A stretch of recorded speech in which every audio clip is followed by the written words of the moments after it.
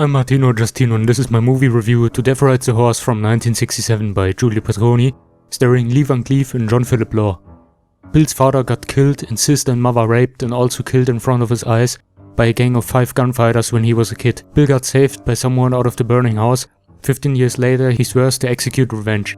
He has used those 15 years to improve and perfect his shooting skills as elite marksman. With the begin of revenge, another gunfighter named Ryan gets released from prison and also aims for revenge. So they kind of try to work sometimes together with giving the other one obstacles, tips, or leaving the other one without their horse in nowhere.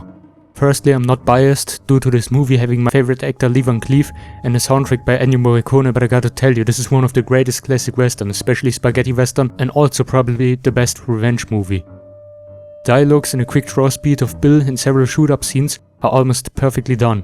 The interesting way how both gunslingers work together without really working together, but following the same goal, trying to be better and get faster to point B as the other one, makes it so suspenseful and angers the viewer in the match.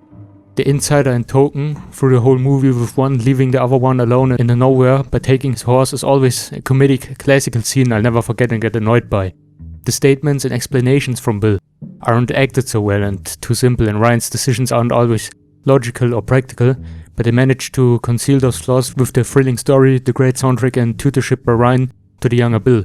What I also loved is how the whole scenes and movie gets brightened up. While it started dark, sad and loud, it becomes relieving and satisfying the further and closer the two gunslingers get to their goal. So to the rating, the soundtrack is a 9 out of 10, it's by Ennio Morricone and has great rememberable themes.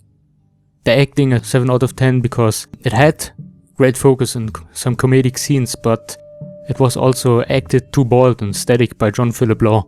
The setting, locations 9 out of 10 because it switched up a lot, and especially the last town is great for the final shooting. The effects is 7 out of 10. Story an 8 out of 10 due to the tension and it's not a stereotypical revenge movie. It's also one of the first of its genre in the western. So due to the time 8 out of 10. The message just a 6 out of 10 because it's mostly revenge and to appreciate and always remember where we came from. So a total score of 7.7 out of 10. Also highly recommend this movie, not just due to the fact that this is one of my top 10, or I would also say top 5 movies, at least one of my top 5 western movies, and most of my top 10 movies are westerns, but you got the point of it, it's definitely a watch-worthy movie. So thanks for watching, bye.